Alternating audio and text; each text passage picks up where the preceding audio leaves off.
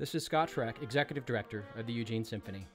In an interview recorded at public radio station KLCC in downtown Eugene, I had a chance to talk with composer Mason Bates, whose new work, Gramophone Depot, begins our opening night concert on September 24th, and is one of 3 world premieres planned as part of the Symphony's 50th anniversary celebration this season. We're listening to a clip from his piece, Alternative Energy. Bates might be the hottest composer on the planet these days. He's fresh off a world premiere in June by the Chicago Symphony.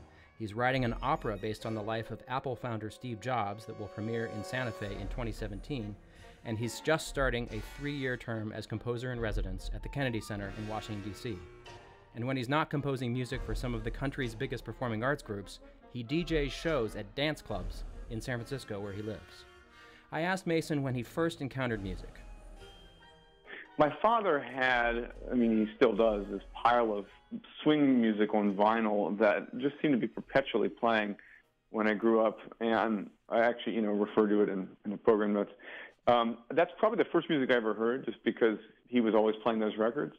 Some kind of combination of like Artie Shaw, Gershwin, and Episcopal choral music is probably the first music that ever hit my ears. And when did you figure out that you wanted to make this such a big focus in your life? I think it was around middle school. I had been composing at the piano pretty much from when I started to study it at age 7 or 8.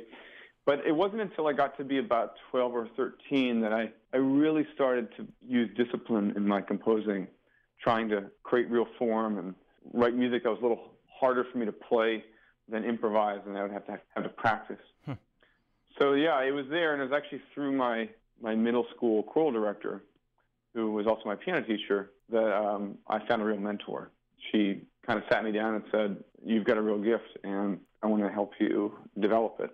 Yeah, boy, good teachers are so important in our lives. Oh, man, she's phenomenal.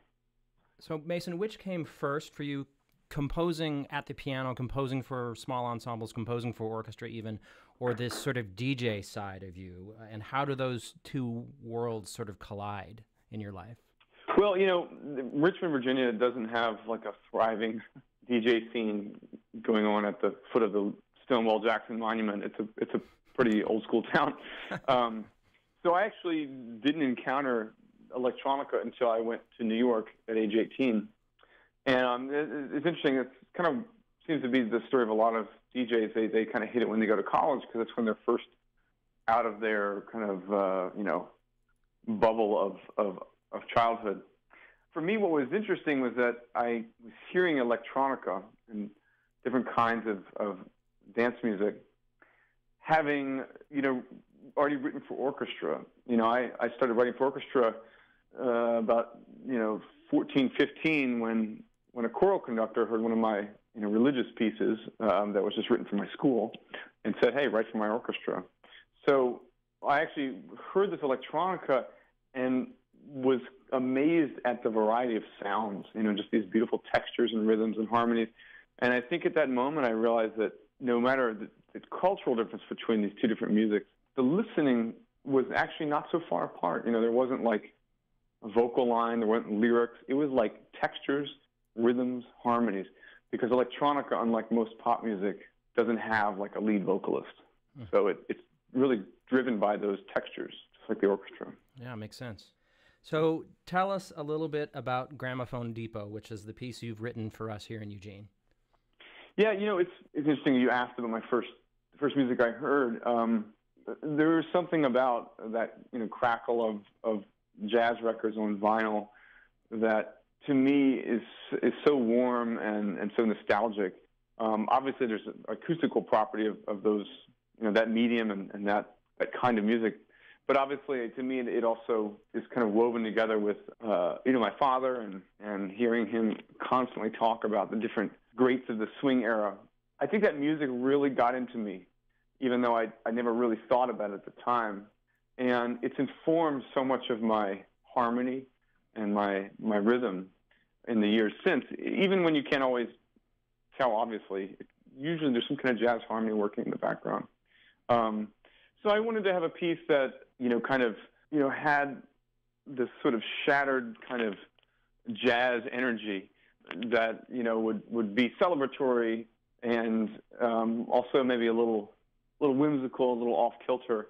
And so, in calling Gramophone Depot, I was thinking about, those early memories that really informed me. And also, of course, as I've gotten older, I have taken inspiration from somebody like Gershwin, who tried to take different kinds of music, jazz and classical, and really make them both get bumped up in his equation. And so for me, electronica and the rhythms of that and the textures of that have absolutely informed my music. And, I wouldn't want to over-describe this piece as related to electronica because, if it doesn't have electronics, it can create a false expectation.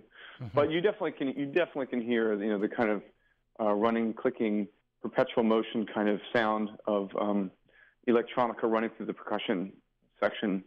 And, how those collide. Those are sort of like very, very special influences, formative influences for me that appear in this piece. Composer Mason Bates talking about his new work, Gramophone Depot, which the Eugene Symphony will premiere at its opening night concert on Thursday, September 24th at the Holt Center. More information can be found at eugenesymphony.org. This interview was recorded at public radio station KLCC in downtown Eugene. I'm Scott Freck, Executive Director of the Eugene Symphony, and thanks for listening. Now here's a little more from Mason Bates's Alternative Energy in a recording by Ricardo Muti and the Chicago Symphony.